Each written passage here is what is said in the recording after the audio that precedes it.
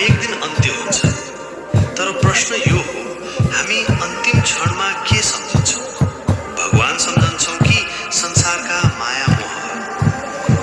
भगवान श्री कृष्णले गीतामा भनेका छन्, अन्तकाले याद गर्ने विषयले नै आत्मालाई अर्को जन्ममा डोर्याउँछ। तर वास्तविकता के हो भने धेरै जसो मानिसहरू मर्ने बेलामा भगवान सम्झनै सक्दैन। किन होला यस्तो? किन अन्तिम क्षणमा मुखले नाम लिन पनि कठिन हुन्छ? मानव मर्ने बेला शरीर थकित हुन्छ, श्वास छोटो हुन्छ र मन डरले भरिएको हुन्छ। त्यो क्षणमा मानिसले सोच्दछ, मेरो परिवार, मेरो घर, मेरो सम्पत्ति। तर भगवान, त्यो सम्झना धेरै टाढा भइसकेको हुन्छ, किनभने जीवनभर उसले भगवानलाई केवल शब्दमा मात्र सम्झ्यो, मनमा होइन। जस्तो कर्म गर्छौँ त्यस्तै फल पाउँछौँ।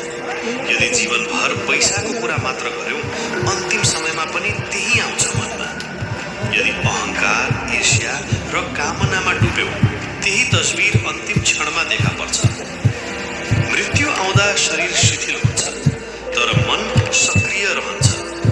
मनले अतीतका सबै चित्र देख्न थाल्छ, संसारका दृश्यहरू, मानिसहरू, डरहरू, मोहहरू। त्यो समयमा भगवानको याद गर्न मन तयार हुँदैन, किनभने मन कहिले अभ्यासमा थिएन, ध्यान कहिले गरिएन, नाम स्मरण केवल बानीका लागि थियो। त्यसैले अन्तिम क्षणमा जब सबै भ्रम खुल्दैछ, त्यो बेला मनले भगवानलाई होइन, आफ्नो अधुरो इच्छा सम्झन्छ। कुरुक्षेत्रमा अर्जुनले सोधेका थिए, हे कृष्ण, मृत्युको बेला मानिसले कसरी मुक्ति पाउँछ? कृष्णले भने, यो शरीर नाशवान हो, आत्मा अमर। तर आत्मा जुन कुरा अन्तिममा सम्झन्छ, त्यसैको रूप धारण गर्छ। यदि अन्तिम समयमा भगवानको स्मरण भयो भने मुक्ति निश्चित हुन्छ।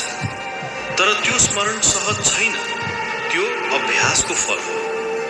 भगवान सम्झिनु अन्तिम क्षणको काम होइन, जीवनभरको तयारी हो।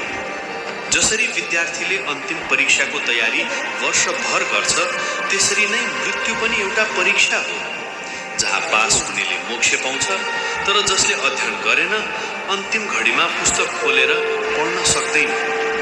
त्यसरी नै जसले जीवनभर भगवान सम्झेन, अन्तिम घडीमा नाम लिन गाह्रो हुन्छ। हाम्रो मन हरेक दिन बाहिरका कुरा सम्झन्छ, फेसबुक, समाचार, ईर्ष्या, प्रतिस्पर्धा। तर भित्रको आत्मा बिर्सन्छ। मृत्युको बेला यी सबै भ्रमहरू मनमा तैरिन्छन्, आफूले थुनिएका बन्धनहरू देखिन्छन्। त्यो बेला भगवान सम्झन खोज्दा मनले भन्छ, अब ढिलो भयो। भगवानलाई सम्झिन अभ्यास चाहिन्छ।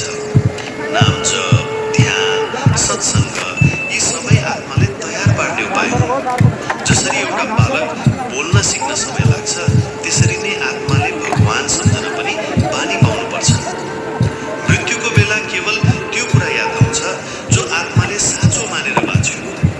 जब आत्माले भगवानलाई साँचो रूपमा सम्झन्छ, मृत्यु पनि केवल एउटा ढोका मात्र हुन्छ।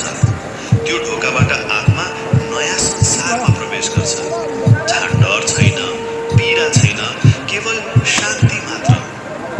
मृत्यु कुनै अन्त्य होइन, यो त आत्माको नयाँ सुरुवात हो।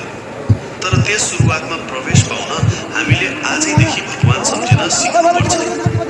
मृत्युपछि शरीर त यही पृथ्वीमा रहन्छ, तर आत्मा आफ्नो यात्रा सुरु गर्छ।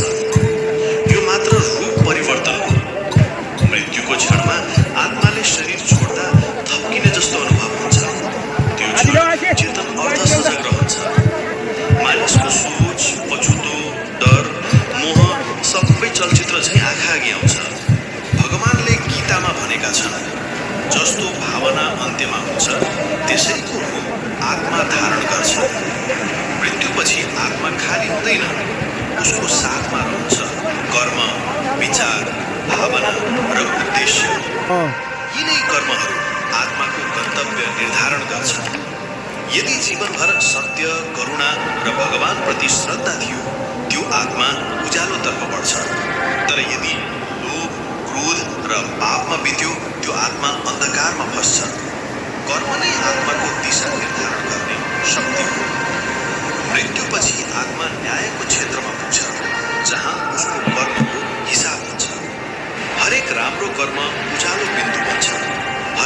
खराब कर्म अन्धकार बिन्दु। यी बिन्दुहरूको सन्तुलन अनुसार आत्मा अर्को शरीर पाउँछ।